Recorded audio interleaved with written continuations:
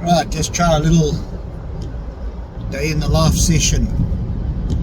So it's Sunday at 3:45. Just been at the office fetching some files and prepping for a case that I'm going to down in Cptwn. It's a double culp, in other words double fatal, a motorcycle and a vehicle. So yeah, it's what we do. Unfortunately we have to be there tomorrow. The scene is relatively fresh, happened a couple of days ago. We couldn't get down there at the time. Fortunately for this one, we've been able to schedule it with another meeting we need to attend down in Cptwn as well. But by the nature of what we do what we do. Sometimes it requires that we can't get a flight on Sunday morning. It's either, on Monday morning, either it's just full and we can only get the later flight, or it's just unrealistically expensive, and it just works out much easier to literally fly on a Sunday night and stay over. And then it also gives us the opportunity of being able to get out to the scene very early on a Monday morning, also because of the fact that we have to stop at the police station as well. So here's a little bit of insight for you for what we do.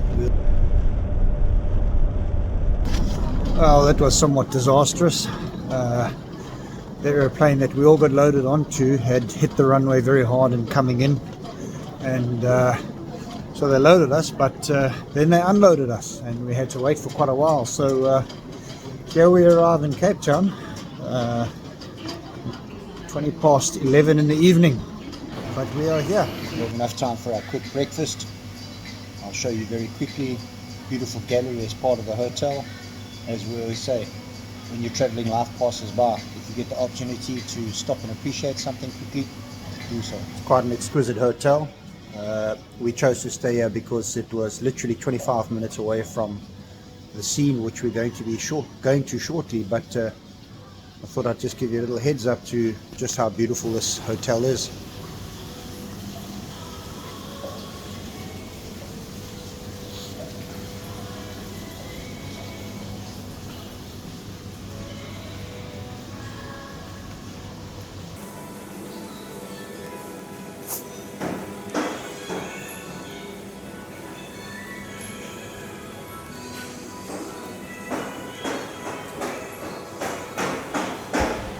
Crystal Beach Hotel, that's where I was.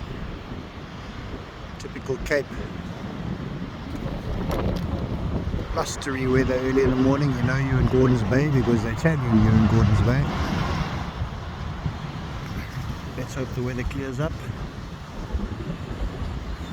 And off we go. So this is the N2. It is the exact road on which this crash occurred. However, probably about 30 kilometers further along in a town called Grabo. But what you see in front of you is what is referred to as Sir Lowry's Pass. An absolutely incredible pass. Alright, we're approaching the area of the crash.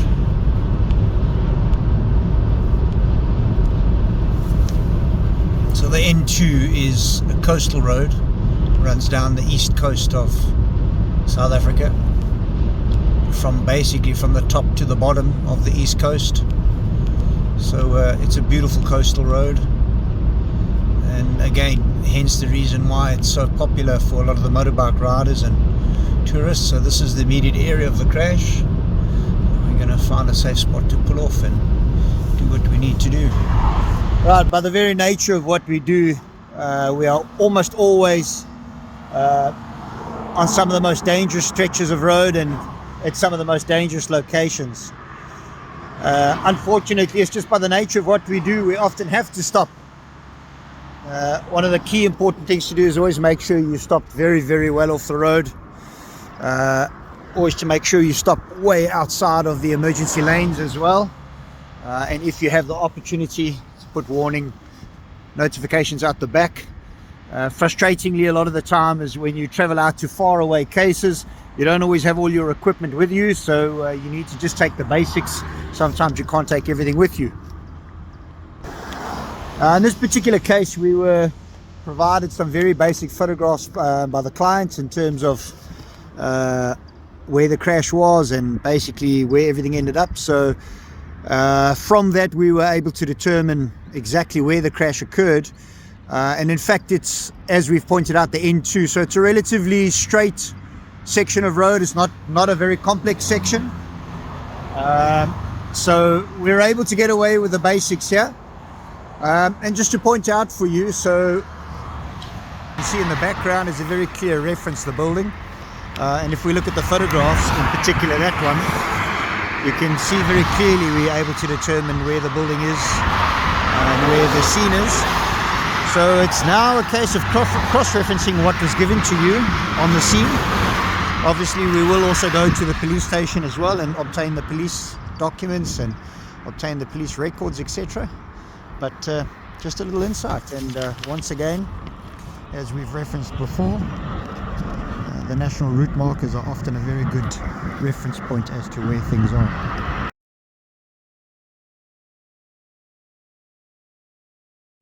Right, we've arrived at the Crobo police station.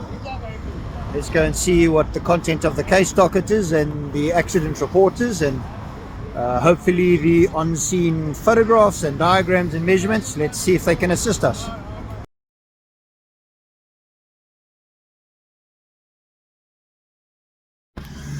Well, it's called the Fairest Cape, or the Cape of Good Hope. It may be the Cape of Good Hope, but it certainly isn't the fairest. 4:45, back at the airport. I have to jump on the airplane and go home. Case completed.